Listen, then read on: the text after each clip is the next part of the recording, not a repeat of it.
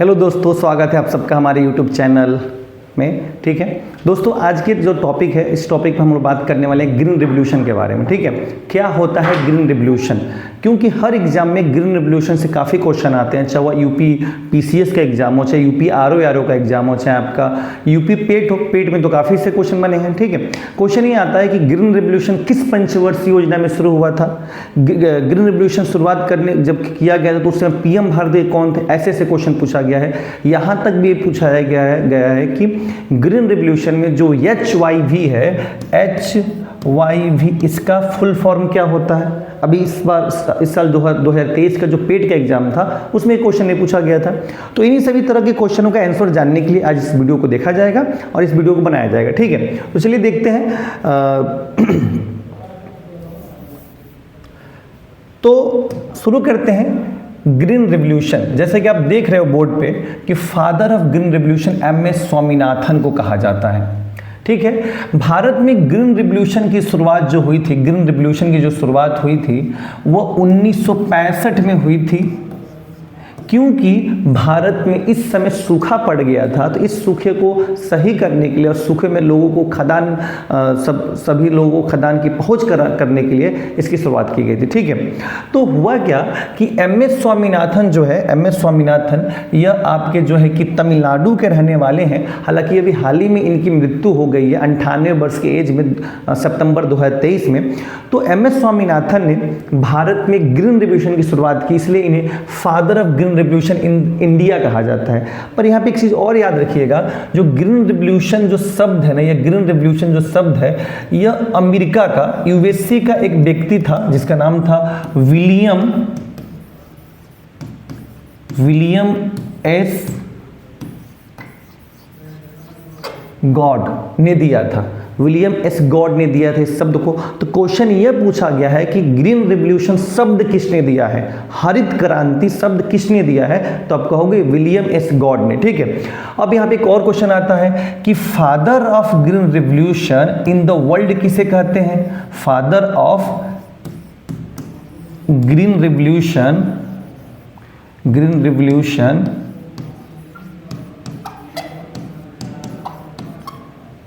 In the world किसे कहा जाता है, या मैक्सिको भी पूछ लिया था कई बार। तो ध्यान दीजिएगा दोस्तों, नॉर्मन बोरलॉग को कहा जाता है। ध्यान दीजिएगा दोस्तों, नॉर्मन बोरलॉग बहुत ही फेमस एक साइंटिस्ट हैं, एग्रीकल्चर के बहुत बड़े फेमस साइंटिस्ट हैं। पर इन्होंने क्या किया, इन्होंने दुनिया में फूड क्राइसिस को ख़त्म करने के लिए ग्रीन रिवोल्यूशन के बारे में बहुत ज़्यादा लोगों को बताया, कैसे फूड क्राइसिस को कैसे ख़त्म किया जा सकता है, खाद्यान्न का कैसे उत्पादन हो सकता है, फूड ग्रेन का उत्पादन करने के लिए, फसलों का उत्पादन करने के लिए इन्होंने बात किया था। इसीलिए इन्हें 1970 में शांति का, पीस का नोबेल प्राइज दिया गया था।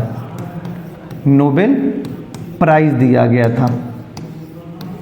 ठीक है, अब यहाँ पे एक चीज जानना चाहिए आप लोग कि नोबेल प्राइज क्या होता है। तो ध्यान दीजिएगा दोस्तों, अल्फ्रेड बर्नार्ड नोबेल के याद में हर साल 10 अक्टूबर को तो अनाउंसमेंट होता है। तो हर साल 10 अक्टूबर को अनाउंस होता है और ये 1901 से जो है कि यह पुरस्कार हर साल दिया जा रहा है। स्टार्टिंग में यह 5 सेक्टर में दिया जा रहा था, पर वर्तमान में जो है कि नोबेल प्राइज फिजिक्स,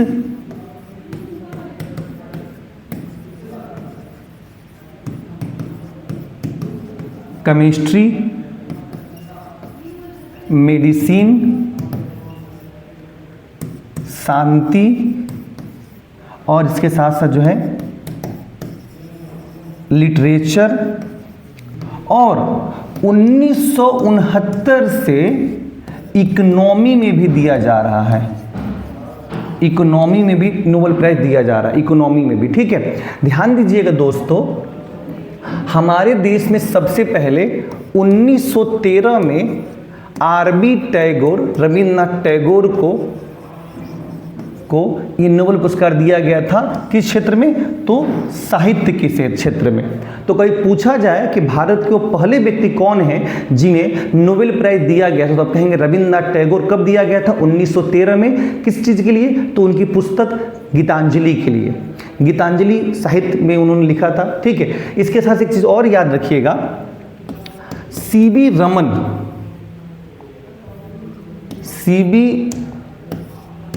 रमन को फिजिक्स के क्षेत्र में नोबेल पुरस्कार 1930 में दिया गया। किस क्षेत्र में, फिजिक्स के क्षेत्र में। यहाँ पे एक बहुत इंटरेस्टिंग बात आपको जाननी चाहिए। सीवी रमन जो है कि भारत और एशिया के पहले व्यक्ति थे जिन्हें साइंस के सेक्टर में कभी नोबेल पुरस्कार मिला था। साइंस के सेक्टर में नोबेल पुरस्कार मिला था। इसके साथ एक चीज़ और याद रखिएगा आप लोग कि इन्होंने, मतलब सीवी रमन ने जो है कि 28 फरवरी 1928 में रमन स्पेक्ट्रम के बारे में बताया था। इसलिए हर साल 28 फरवरी को जो है कि नेशनल साइंस डे मनाया जाता है, राष्ट्रीय विज्ञान दिवस मनाया। तो कोई पूछे कि विज्ञान दिवस कब मनाया जाता है, तो आप कहेंगे 28 फरवरी को राष्ट्रीय विज्ञान दिवस मनाया जाता है, क्योंकि इसी दिन सीवी रमन ने रमन स्पेक्ट्रम की खोज की थी, ठीक है। तो दोस्तों यहाँ पे एक चीज़ आपने जान लिया कि नोबेल पुरस्कार क्या होता है, ठीक है। मैं अपने टॉपिक पे आता हूँ। यहाँ पे एक चीज़ और जानना चाहिए कि भारत की एकमात्र महिला कौन है जिन्हें नोबेल पुरस्कार दिया गया है। तो भारत की एकमात्र महिला है मदर टेरेसा, जिन्हें नोबेल पुरस्कार शांति के क्षेत्र में दिया गया था 1979 में। तो मदर टेरेसा को जो है कि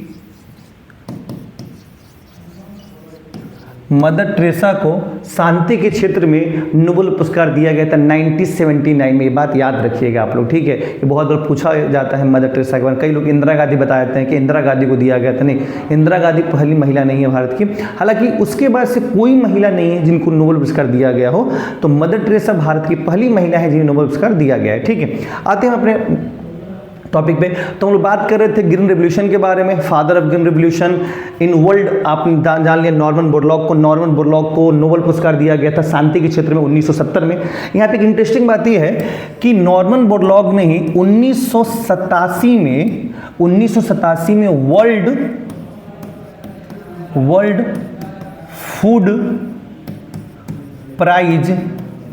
वर्ल्ड फूड प्राइज की शुरुआत की थी, ठीक है।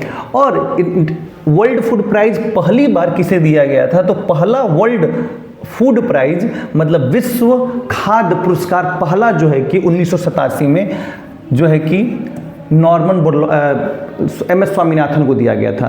तो कितनी इंटरेस्टिंग बात है ना। नॉर्मन बोरलॉग ने विश्व खाद्य पुरस्कार की शुरुआत की थी और ये पहला पुरस्कार किसको मिला, तो भारत के रहने वाले एम एस स्वामीनाथन को 1987 में दिया गया था। ये हर साल जो है कि दिया जाता है पुरस्कार जो लोग देश में, मतलब अपने देश में एक फूड के लेकर अच्छा से काम करते हैं, फूड को सही करने के लिए, फूड के सप्लाई के लिए अच्छा काम करते हैं, तो उनको जो है कि नोबेल पुरस्कार दी जाती है, मतलब ये पुरस्कार दी जाती है वर्ल्ड फूड प्राइज। यहाँ पे एक चीज़ और याद रखना चाहिए कि 16 अक्टूबर को वर्ल्ड फूड डे मनाया जाता है। वर्ल्ड फूड डे मनाया जाता है, ठीक है।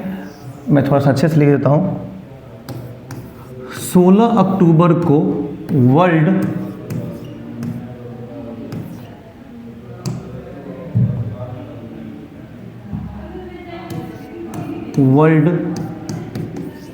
फूड डे मनाया जाता है। कब मनाया जाता है, 16 अक्टूबर को। याद रखिएगा क्यों मनाया जाता है, तो 16 अक्टूबर को ही फूड एंड एग्रीकल्चर ऑर्गेनाइजेशन की स्थापना हुई थी और फूड एंड एग्रीकल्चर ऑर्गेनाइजेशन का जो हेडक्वार्टर है वो आपका जो है कि रोम, इटली में। तो यहाँ पे अभी आपने क्या जाना कि हमारे देश में ग्रीन रेवोल्यूशन की शुरुआत किसने किया था, एम एस स्वामीनाथन ने किया था। कब किया था, 1965 में किया था। अब इंटरेस्टिंग बातें आ रही हैं कि 1965 में ही, ध्यान दीजिएगा, भारत में तीसरी पंचवर्षीय योजना 5 ईयर प्लान चल रही थी। आपको दोस्तों यहाँ पता होना चाहिए कि योजना आयोग 15 मार्च 1950 को बना था और योजना आयोग हर साल हर 5 साल के लिए एक योजना बनाता था, इसे पंचवर्षीय योजना कहा जाता था। ठीक है, तो पहली पंचवर्षीय योजना कब से कब थी? तो फर्स्ट 5 ईयर प्लान जो है 1951 से लेकर 1956 तक थी। सेकेंड जो है 1956 से लेकर 1961 तक थी और तीसरी जो है 1961 से लेकर 1966 तक थी। ठीक है, तो दोस्तों याद रखिएगा, इसी पंचवर्षीय योजना को गॉडगिल योजना भी कहा जाता है, गाडगिल योजना भी कहा जाता है। और जो तीसरी पंचवर्षीय योजना थी, इसी योजना के अंतर्गत ग्रीन रिवॉल्यूशन की शुरुआत की गई थी। ग्रीन रिवॉल्यूशन की शुरुआत की गई थी। ये बात याद रखिएगा, पूछा जाता है बहुत बार। अभी आपके पेड के एग्जाम में आया था, तब किस योजना को गाडगिल योजना कहा जाता है? तो याद रखिएगा, तीसरी पंचवर्षीय योजना को ही गाडगिल योजना भी कहा जाता है, गाडगिल योजना भी कहा जाता है। ठीक है, हालांकि तीसरी पंचवर्षीय योजना सफल नहीं रह सकी। क्यों नहीं रह सकी? तो ध्यान रखिएगा, 1962 में भारत चीन के बीच में युद्ध हुआ, 1965 में भारत पाकिस्तान के बीच में युद्ध हुआ और 1965-66 में भारत में सूखा पड़ गया था, इसलिए जो है कि ये सफल नहीं रहा। इसके साथ एक चीज़ और आप जानेंगे, जो आपके PM साहब हैं, मतलब लाल बहादुर शास्त्री जी। लाल बहादुर शास्त्री ने एक नारा दिया था, जय जवान जय किसान। क्यों दिया था? तो उस समय क्योंकि हमारे यहाँ जवानों को भी प्रमोट करना था, जवानों को भी मनोबल बढ़ाना था, इसके साथ किसानों का भी मनोबल बढ़ाना था, इसलिए नारा दिया गया था जय जवान जय किसान का। ठीक है, तो ये तो बात हो गई कि ग्रीन रिवॉल्यूशन है क्या। आपने ग्रीन रिवॉल्यूशन के बारे में काफ़ी जाना। यह शब्द किसने दिया था? तो विलियम एस गॉड ने दिया था। भारत में कौन है? तो MS स्वामीनाथन है। वर्ल्ड में कौन है? तो नॉर्मन बोरलॉग है। नॉर्मन बोरलॉग को 1970 में शांति का नोबेल पुरस्कार दिया गया था। इसी के साथ 1987 में इन्होंने वर्ल्ड फूड प्राइज की स्थापना की गई थी, जिसके पास पहला पुरस्कार जो है कि MS स्वामीनाथन को दिया गया था। ठीक है, अब बात करते हैं कि ग्रीन रिवॉल्यूशन के अंतर्गत क्या किया गया कि इतना पैदावार बढ़ा। तो दोस्तों ध्यान रखिएगा, ग्रीन रिवॉल्यूशन के अंतर्गत जो है 3 चीजों पे काम किया गया। पहला, high yielding varieties of seed, मतलब ऐसे अच्छे किस्म के बीज का उपयोग किया गया जिससे पैदावार बढ़े। ठीक है, उसके साथ साथ दूसरा क्या किया गया? तो फर्टिलाइजर पे ध्यान दिया गया। और तीसरा जो है कि सबसे इंपॉर्टेंट है इरिगेशन पे जो है कि ध्यान दिया गया, सिंचाई व्यवस्था को और मजबूत किया गया। तो ये 3 इंपॉर्टेंट कंपोनेंट है ग्रीन रिवॉल्यूशन के। ठीक है, अगर कहीं पूछा जाए तो आप जरूर ये बताएंगे, 3 इंपॉर्टेंट कंपोनेंट है ग्रीन रिवॉल्यूशन के। ध्यान दीजिएगा, इसी को मैं बताया था HYV, इसका फुल फॉर्म है high yielding variety of seed. ये क्वेश्चन जो है कि आपका पेट में पूछा था, पेट जो है कि 2023 वाले में पूछा था। तो ऐसे किस्म का बीज उपयोग करना जिससे ज़्यादा पैदावार हो सके, खाद का उपयोग करना, यूरिया पोटाश इन सब का उपयोग करना, और इरिगेशन सिंचाई की सुविधा को करना। ठीक है, ध्यान दीजिएगा, ग्रीन रिवॉल्यूशन के अंतर्गत पंजाब को, हरियाणा, यूपी को बेनिफिट हुआ और इसमें सबसे ज़्यादा गेहूं की फसल को जो है कि फायदा हुआ। हालांकि बाकी फसलों पे ज़्यादा इसका प्रभाव नहीं देखने को मिला, पर गेहूं की फसलों पे ज़्यादा देखने को मिला। ठीक है, तो मैं आशा करता हूं कि आपने इसको जान लिया है ग्रीन रिवॉल्यूशन के बारे में। तो क्या क्या क्वेश्चन आएगा मैं एक बार फिर से आपको दिखा दूं। हाँ, यहाँ पे हमने क्या पढ़ा था पहले, father of green revolution India कौन है? MS स्वामीनाथन है। अभी MS स्वामीनाथन की निधन हो गई है 98 वर्ष के एज में, 98 वर्ष के एज में। कब हुआ था? सितंबर 2023 में हुआ था। ये कहाँ के रहने वाले थे? तमिलनाडु के रहने वाले थे। इनको वर्ल्ड फूड प्राइज कब दिया गया था? 1987 में दिया गया था। इन्हीं के द्वारा 1965 में ग्रीन रिवॉल्यूशन की शुरुआत की गई। उस समय PM कौन थे देश के? तो जो है कि देश के PM थे हमारे लाल बहादुर शास्त्री ने। लाल बहादुर शास्त्री ने नारा कौन सा दिया था? जय जवान जय किसान का नारा दिया था। इसके साथ साथ वो जो ग्रीन रिवॉल्यूशन शुरू हुई थी, ये किस पंचवर्षीय योजना में शुरू हुई थी दोस्तों? तो ये शुरू हुई थी जो है कि तीसरी पंचवर्षीय योजना में, जो कि यहाँ पे अभी दिखाया था मैंने, हाँ तीसरी पंचवर्षीय योजना में शुरू हुई थी। तीसरी पंचवर्षीय योजना में ग्रीन रिवॉल्यूशन शुरू हुई थी। तीसरी पंचवर्षीय योजना को गाडगिल योजना भी कहा जाता है, गाडगिल योजना भी कहा जाता है। इसके साथ साथ जो पहली पंचवर्षीय योजना है यह हैरड डोमार मॉडल पर आधारित थी। दूसरी पंचवर्षीय योजना किस पे थी, तो पीसी महलनोबिस मॉडल पर आधारित थी।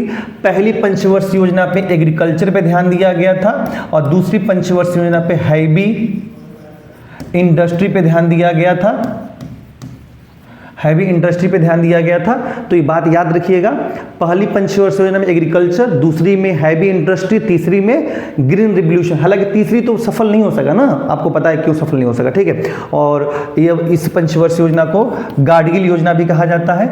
और ध्यान दीजिएगा दोस्तों, यहाँ पे एक चीज और आपको बताना जरूरी है कि मदर टेरेसा को शांति के क्षेत्र में 1979 में नोबेल पुरस्कार दिया गया था। और इकोनॉमी के क्षेत्र में नोबेल पुरस्कार कब से दिया जा रहा है, तो 1969 से इकोनॉमी में दिया जा रहा है। और नोबेल पुरस्कार कितने क्षेत्रों में दिया जाता है, तो 1, 2, 3, 4, 5 और 6, तो 6 सेक्टर में नोबेल पुरस्कार दिया जाता है। ध्यान दीजिएगा, भारत में पहली बार आरबी टैगोर, रविन्द्रनाथ टैगोर को नोबेल पुरस्कार दिया गया था 1913 में। किस क्षेत्र में, तो लिटरेचर, साहित्य के क्षेत्र में। किस लिए दिया गया था, तो उनकी पुस्तक गीतांजलि के लिए, ठीक है। और सीवी रमन भारत के पहले वैज्ञानिक थे, मतलब साइंटिस्ट थे, जिन्हें फिजिक्स के क्षेत्र में नोबेल पुरस्कार दिया गया था। कब दिया गया, 1930 में दिया गया। क्यों दिया गया, क्योंकि सीवी रमन ने रमन स्पेक्ट्रम के बारे में बताया था, इसलिए दिया गया। और 28 फरवरी 1928 को इन्होंने रमन स्पेक्ट्रम के बारे में बताया था, इसलिए 28 फरवरी को नेशनल साइंस डे मनाया जाता है।